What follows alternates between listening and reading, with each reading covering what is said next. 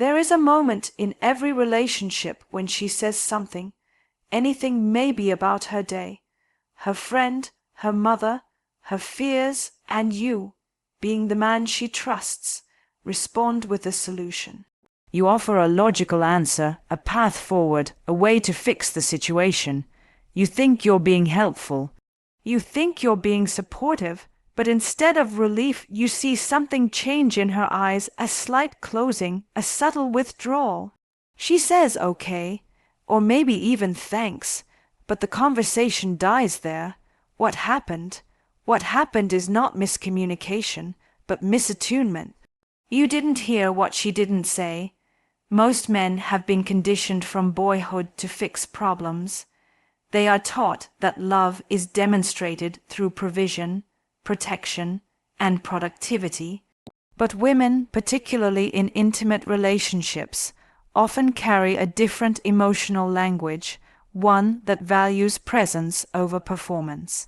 When she speaks, especially from a vulnerable place, she's rarely looking for you to solve her. She's asking you to stay with her, to stay in the discomfort, to witness her feelings without trying to wrestle them into resolution. This isn't about passivity. It's not about doing nothing. It's about doing something far more difficult than offering a solution. It's about offering your full presence. That means putting down your mental toolbox and opening your emotional heart. It means hearing her not as a puzzle, but as a poem. It means asking yourself not, what can I do to fix this, but how can I make her feel seen in this moment? You may notice that when a woman feels emotionally safe, when she senses that she's not being rushed out of her feelings or edited for clarity, she opens. She deepens. She goes from surface frustrations to core truths. She moves from talking about work stress to revealing the fear that she's not being taken seriously, or from venting about a friend to confessing that she sometimes wonders if she's too much. These layers are not accessed through answers, they're accessed through presence. When she says, "It's just been a lot lately," and you pause, breathe, and say, "Tell me what it's been like for you," you are opening a space for her to exist without explanation. And that is where intimacy lives. Many men fear this emotional space. It feels slow, it feels messy, it feels uncertain, but here's the paradox, that uncertainty is exactly where connection happens. Presence doesn't mean having the right words. It means being willing to stay even when you don't. It means sitting with her tears without rushing to dry them. It means holding the silence between you without trying to fill it. It means saying, "I hear you," and meaning it, not as a prelude to advice, but as a recognition of her inner world. Presence is a practice. It requires learning to regulate your own discomfort when someone else is in pain. It asks you to expand your capacity to witness rather than rescue, because, despite what culture may have taught you, women don't want to be saved, they want to be met. And meeting someone means entering their world without trying to change its weather. If she's in a storm, don't build a shelter for her. Walk into the rain and stand beside her. She'll remember that far longer than any solution you could have engineered. This is where most relationships miss the mark. Men offer what they believe is love, answers, actions, logic, but she's starving for something less tangible and more transformative. She wants to feel that you can hold space for her uncertainty without collapsing into your own, that you can stay emotionally grounded while she trembles, that your strength is not just in your shoulders but in your soul. It's subtle, almost invisible. When she says, "I'm just tired," and you say you should go to bed earlier, she may feel dismissed, but if you say, "Yeah, I can see that, you've been carrying a lot," she feels recognized. When she tells you about a conflict at work and you launch into advice, she might go quiet. But if you say, "That sounds really frustrating. How did that leave you feeling?" she might open up more. In that moment, your words aren't solving anything, they're revealing that you are truly with her, emotionally and mentally. Presence also means being willing to stay when she's angry, not just when she's soft.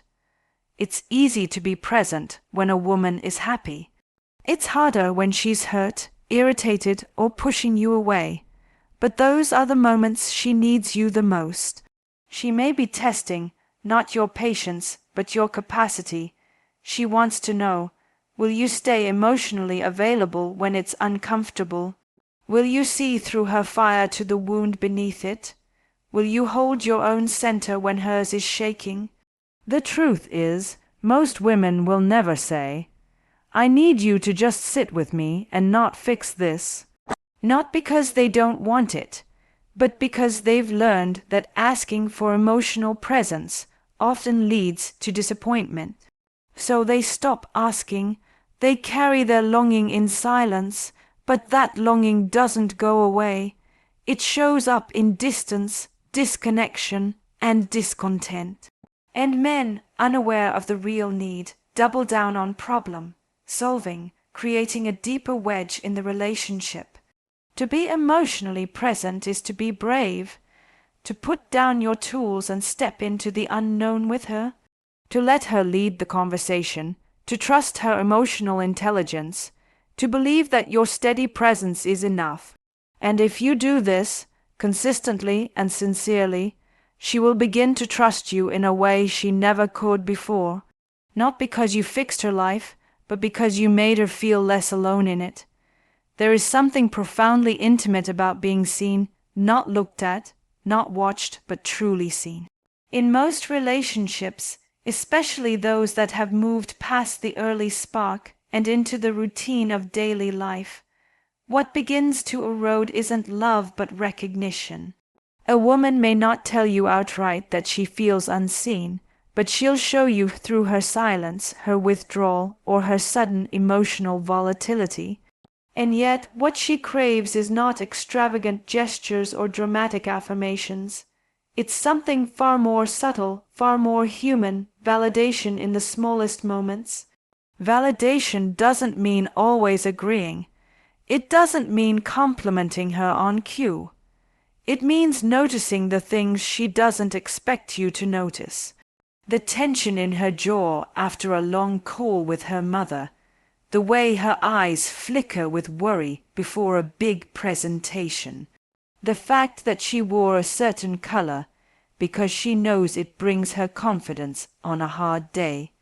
These are the places where intimacy breathes, not in grand statements of love, but in the tiny moments where she feels acknowledged in her emotional experience. There is a kind of safety that grows when a woman feels validated. It allows her nervous system to relax. She no longer has to perform or explain or justify her feelings. She doesn't have to fight to be understood. She doesn't need to overcompensate to prove her worth. Instead, she can soften, exhale, and be. That's where real connection lives, not in constant passion, but in quiet emotional safety. Most women have internalized the belief that asking for validation is needy or weak. They've been taught not to draw too much attention to themselves, not to seem like they're fishing for praise. So they often suffer in silence, hoping their partner will simply notice. When he doesn't, it doesn't just hurt, it confirms an old, buried belief that her emotional world is invisible and that love must be earned through perfection or performance. That's why the man who sees her, truly sees her, becomes unforgettable. When he says, I know you've been holding a lot lately, and I admire the way you're carrying it. He's not just being kind. He's communicating, I see you. I'm present with you. You don't have to be louder, brighter, or better to be worthy of my attention. These words land deeply, not because of their poetry, but because of their precision. They reflect a man attuned not just to her actions, but to the emotional labor behind them. Validation is also about context. It's about timing. A well-placed recognition can dismantle a week of emotional tension. When she's been quiet all evening and you softly say, "You've had a tough week, haven't you?" she feels that you're not only paying attention to her words, but to her being. When she's about to cry but trying not to, and you say, "It's okay to let it out, I've got you," you're giving her permission to be real, not perform strong. These moments matter more than most men realize. You don't need to flatter her. In fact, constant praise without depth can feel hollow, even patronizing. What she responds to is specificity. Instead of saying, "You look nice," say, "That color lights up your eyes in a way that's hard to look away from." Instead of saying, "You're a great mom," say, "The way you stayed calm when she was melting down, I don't know how you did that, but it was beautiful to watch." These aren't lines. They're observations, and they signal to her that you are present in the relationship, not drifting through it, but actively engaged in who she is becoming. Women are constantly evolving. Their emotional landscapes are rich and layered, and many of them are quietly asking themselves each day, "Does anyone notice who I really am?"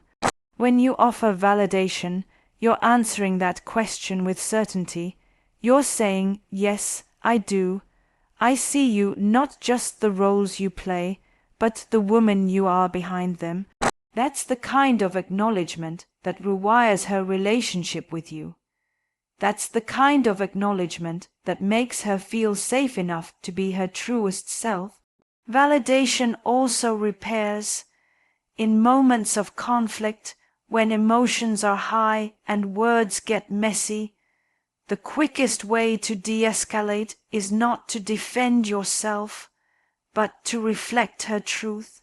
When she says, "I feel like you don't care," and you respond, "I hear that, and I understand why it feels that way," you're not admitting guilt, you're validating her perception. That moment of acknowledgement opens the door to reconciliation far faster than rebuttals or logic ever could. What's essential to understand is that validation doesn't weaken your authority in the relationship, it deepens it. A man who can reflect his partner's emotions without being consumed by them becomes a grounding force. He becomes trustworthy, and in that trust she gives more openness, more softness, more vulnerability. She blooms, not because you asked her to, but because she felt safe enough to. In long-term relationships, the absence of validation can lead to emotional starvation. A woman begins to feel like she's performing for an invisible audience. She gets dressed up, no one notices.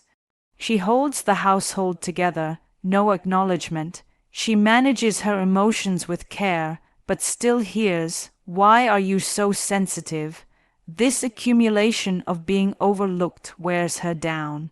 She doesn't explode, she shuts down. And when a woman shuts down emotionally, intimacy becomes transactional, conversations become logistical, the relationship enters survival mode, and connection evaporates. But when you begin to validate, even gently, even imperfectly, you start to nourish what's been malnourished. You show her that her emotional life matters, that her inner world is not too much, that she's not invisible in your eyes. And from that soil, connection begins to grow again. She doesn't need you to agree with everything she says. She doesn't need you to worship her. She simply needs to know that when she shows up as herself, messy, strong, soft, chaotic, brilliant, you'll meet her with eyes that say, "I see you and I choose to stay." There's a myth in love that closeness always means comfort, and comfort always means safety. We're taught that the goal of love is full access, full disclosure, total availability. But here's the paradox. when everything is known, when every move is predictable, when every word is expected, desire quietly leaves the room. In the name of intimacy, many couples unknowingly trade excitement for stability, curiosity for routine, and emotional vibrancy for predictability. Women, particularly those in long-term relationships, often carry the burden of this silent dissatisfaction, longing for aliveness while trapped in a rhythm that feels more like partnership than passion. Many men with the best intentions try to create emotional security by becoming fully transparent, always accessible, always agreeable. They mistake peace for passivity. They confuse sameness with safety. But deep down, a woman doesn't want a man who is simply safe. She wants a man who is alive, who has depth, who has mystery, who carries an inner world she is invited into, not handed entirely on the first night. She wants to feel, even years into a relationship, that there's still something in you she can discover. That there are parts of you that you own, not hide, not because you're distant, but because you are sovereign. The art of emotional tension, the kind that keeps a woman leaning in rather than pulling away, is not about playing games. It's about allowing the dynamic between closeness and distance to breathe. Intimacy, real intimacy, is a dance. It moves between I know you and I'm still learning you. It exists in the space between togetherness and individuality. When you become so available that there's no mystery left, when you are so emotionally merged that you disappear into the relationship, you remove the very friction that keeps desire alive. A woman feels emotionally drawn to a man who maintains his individuality while also being deeply connected. She wants to feel that you have a world inside of you, thoughts, values, beliefs, reflections that are not just shaped by her presence but existed before her and continue beyond her. This isn't about emotional detachment. This is about depth. It's about having a center that's rooted in something larger than pleasing her. When she senses that, she relaxes. She's not carrying the weight of your identity. She's not responsible for your sense of purpose. She can respect you, not just love you. Many men make the mistake of confusing emotional closeness with emotional dependency. They offer everything, say everything, reveal everything not as an act of intimacy, but as a form of self-erasure. If I just tell her everything I feel, they think she'll feel more connected. But connection isn't built on flooding her with your inner world. It's built on mutual curiosity. Let her ask, let her want to know. Let her lean into your silence and wonder what's going on in there. That wondering is desire. That wondering is intrigue. And intrigue is the heartbeat of long-term passion. Mystery doesn't mean withholding. It means you don't need to explain yourself at every turn. It means that you can hold your emotional experience with strength, that you don't rush to confess every thought in search of reassurance. A woman feels safe when she's not the only container in the relationship, when you contain yourself too. When you have your own emotional boundaries, when you can be with her deeply, but also stand alone without collapsing. That balance between presence and independence is magnetic. It draws her in without trapping her. It makes her feel that being close to you is a choice, not a contract. And yes, she still wants to feel chosen. She still wants to feel pursued, even after years of being together. Especially after years. But pursuit doesn't mean neediness. It doesn't mean giving all of yourself away to win her affection. It means showing up with your full self, not the version of you that aims to please, but the version that lives in alignment with your core. When you bring your desires, your edges, your opinions, your depth, She feels the gravity of your presence. You become a man she wants to connect with, not just a man she's used to. This emotional tension also includes the courage to challenge her, not in a reactive or combative way, but in a way that honors the relationship. Women don't lose respect because you disagree with them. They lose respect when you disappear in order to maintain harmony. When you say what you think she wants to hear rather than what you truly feel, you may avoid conflict, but you also avoid intimacy. True intimacy includes respectful confrontation. It includes saying, "I see it differently," and standing by it with calm confidence. She may resist in the moment, but she will respect you more deeply in the long run, not because you dominated the conversation, but because you didn't vanish in it. A woman doesn't want you to play small in order to make her feel big. She wants to stand beside someone she can lean on emotionally, intellectually, spiritually. And to lean on you, she needs to feel that you're grounded in something more than her approval, that you carry your own weight, that you lead yourself, not just follow her emotional cues. That self-leadership is the mystery she responds to. It creates emotional polarity, the feeling that she can surrender because you won't. Even in moments of softness, even in moments of shared vulnerability, that polarity matters. It doesn't mean you don't cry. It doesn't mean you don't open up. It means you know when to speak and when to hold back. You know how to pace your emotional intimacy, just as you would physical intimacy. You don't flood her. You reveal slowly, with presence, with strength, with subtlety. What women long for isn't a man who tells them everything, gives them everything, becomes everything. They want a man who can be everything to himself, and from that fullness, invite her into his world.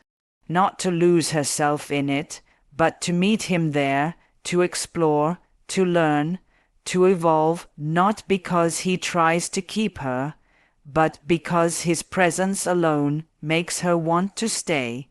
There is a quiet strength that many men overlook, the power of emotional leadership. Not the kind that demands control or obedience, but the kind that creates safety through emotional integrity. The kind that says, "You can trust me, not because I have all the answers, but because I'm willing to show up even when I don't." Emotional leadership is not loud. It's not performative. It's not about being right or having the final word. It's about being rooted in your own emotional truth, in your ability to hold space, and in your willingness to go first, even when it feels uncertain. Women are not just looking for someone to protect them physically. They want someone who can protect the emotional space between you, someone who knows how to navigate the currents of vulnerability without becoming swept away or shutting down. And contrary to outdated ideas of masculinity, the strongest man in the room is not the one who hides his emotions, but the one who owns them without being ruled by them. A man who says, "Here's what I feel," without defensiveness or drama, signals emotional maturity. He tells her, "I can be with myself fully," which means I can also be with you. When a man leads emotionally, he doesn't wait for her to go first. He doesn't require her to decode his moods or beg for his honesty. He offers transparency not as a weapon, but as a gift. He shares not just his thoughts, but the feelings underneath them, his fears, his doubts, his hopes, his confusion, not all at once, not chaotically, but with intention. He understands that vulnerability isn't weakness, it's the foundation of connection. And by stepping into that vulnerable space first, he makes it safer for her to join him there. A woman feels most connected to a man who can say, "I don't know what to do right now, but I want to figure it out together." That sentence carries more weight than 1,000 perfect plans, because what it tells her is that you are present, that you're not hiding behind silence or anger or avoidance, that you are choosing the relationship even in moments of uncertainty.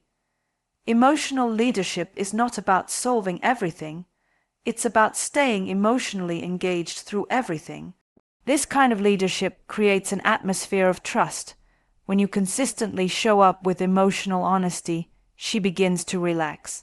She doesn't feel like she has to chase your truth. She doesn't feel like she has to pull emotions out of you like teeth.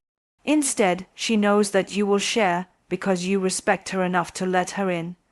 And respect, more than romance, is what sustains connection over time. When a woman respects the way you hold space for yourself and for her, she begins to reveal parts of herself that only trust can access. She softens, she lets go, she opens. Emotional leadership also means that you do not make her emotional world your responsibility, but you don't ignore it either.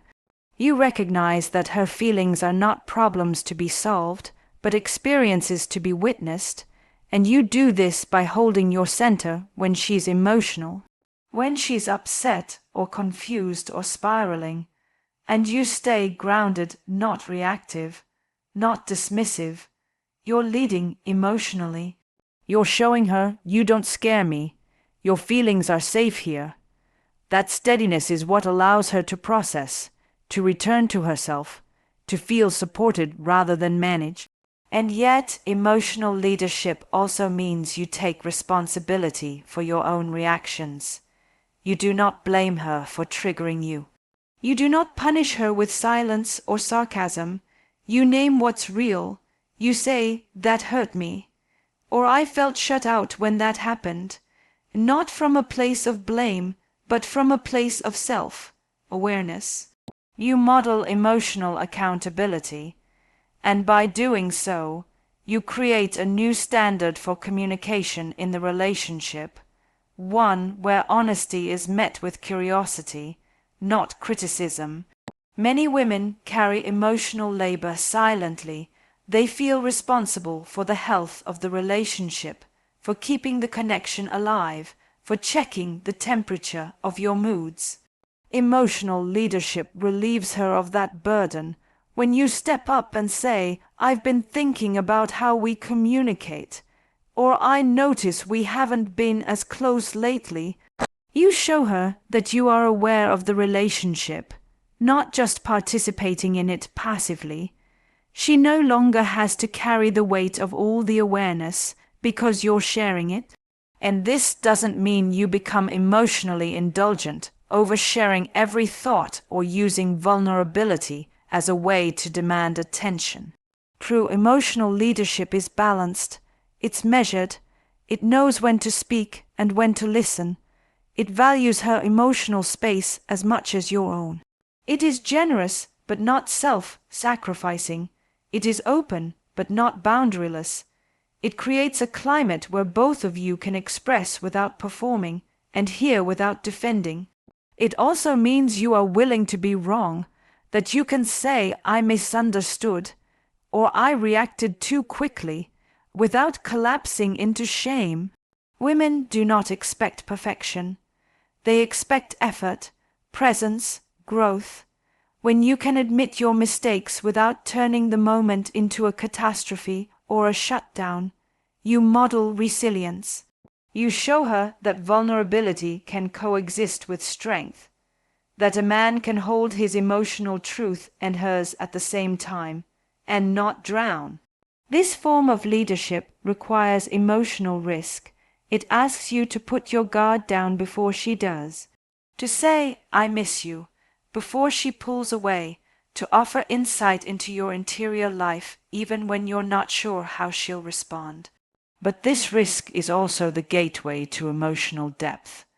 When a woman senses that you are not afraid of your own vulnerability, she starts to trust that you won't be afraid of hers.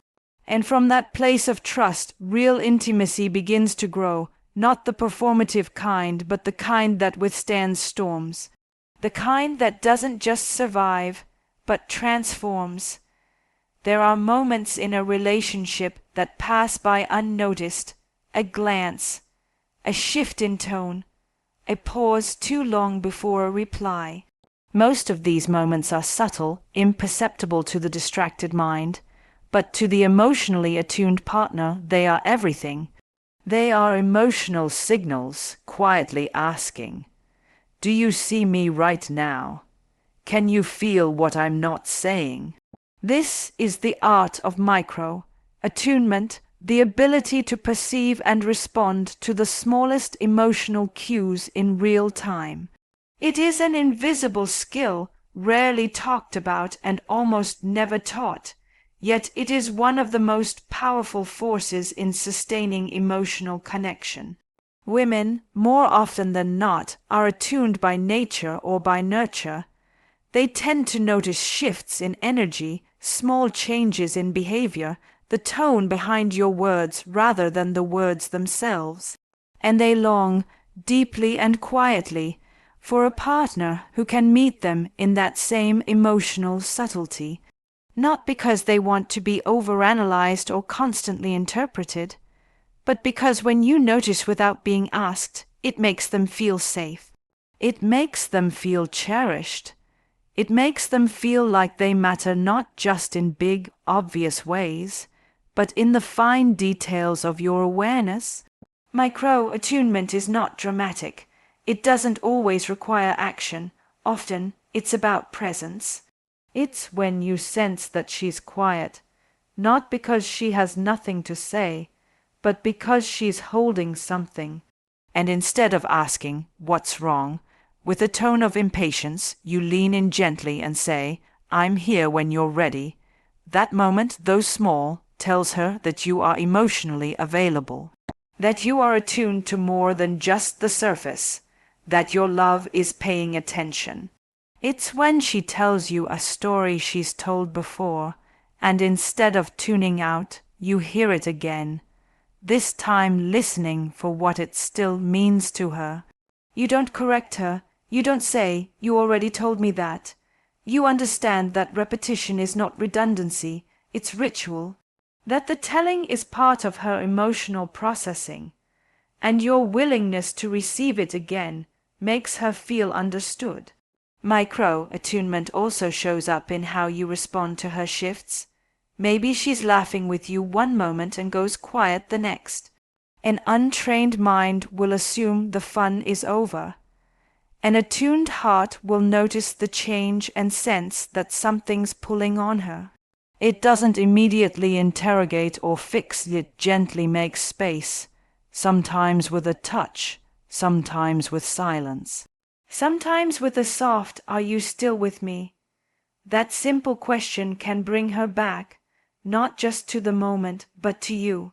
In relationships, we often believe that grand gestures matter most, that love is proven through vacations, gifts, or sweeping words. But for many women, it is the small consistencies that create trust. The way you look at her when she walks in the room, the way you put your phone down when she starts speaking, the way you remember she likes her tea just so. These are not chores, they are acts of love, not because they are convenient, but because they are intentional. To be attuned means you notice without being asked. You observe her language, not just the verbal, but the nonverbal. The way she fidgets when she's overwhelmed, the way she becomes overly accommodating when she's trying to avoid conflict, the way her smile changes when she's pretending to be okay. You don't need to call her out every time, but your awareness lets her know, "You don't have to carry this alone. I see you even when you're hiding." Micro-attunement is also about timing. It's knowing when to ask a question and when to hold back. It's realizing that sometimes she's not ready to talk, and that your patience in that moment is its own kind of listening. It's respecting her pace, not rushing her into emotional exposure, because you're uncomfortable with silence. An attuned man understands that space is not distance, it is trust in motion, and there's another side to it. You allow yourself to be attuned to as well. You don't shut down, you don't make her responsible for doing all the emotional noticing. You let her feel you. You express gently and clearly what's going on with you, not to demand care, but to allow connection. When you say, "I've been quiet today because something's been weighing on me," you give her the gift of knowing you, of entering your emotional world without needing to guess or decode. Micro-attunement creates emotional safety because it makes the relationship feel alive, responsive, awake. You're not just coexisting, you're in sync. You're listening to the music beneath the words, responding not only to the lyrics, but to the rhythm. And when you get out of sync, as all couples do, you notice. You don't let days of silence build up. You don't let disconnection harden. You pay attention. You reach out. You say, "I think we've been missing each other lately. Can we slow down and reconnect?" Many women have never felt this kind of attunement before. They're used to explaining themselves, justifying their feelings, asking for reassurance, and then feeling guilty for needing it. But when you're attuned, those needs soften. They begin to feel met before they're spoken. And this doesn't just nourish her, it transforms her. She relaxes into herself. She becomes more playful, more expressive, more alive, because she no longer has to protect herself in your presence. This skill, though quiet, is revolutionary. It doesn't shout. It doesn't demand attention, but its impact echoes through every interaction. It builds emotional intimacy not through intensity, but through consistency. It says, "I'm here, I see you, I'm learning you every day, again and again." And that learning becomes the love story, not one written in big chapters, but one that unfolds in the margins, between the lines, where real life actually happens.